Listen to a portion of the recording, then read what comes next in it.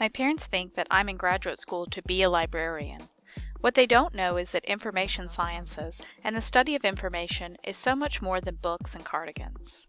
In the 1950s, documentation as a field was replaced with our modern terms. Information is not only a thing, but can also be a process, a knowledge, something to touch, or not. It can be fossils or trivia facts and a little bit of everything. Some of what it is depends on how we use it. Humans use information and transform it, turning it into memory, writing, articles, films, and more in an ever-turning cycle in which meaning is assigned and embedded in each stage.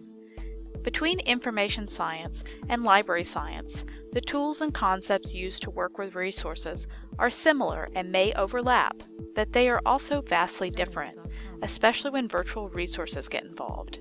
Either way, Mom and Dad, it's not all about books. Information science professionals may be involved in collection, selecting, disseminating, retrieval, and transformation.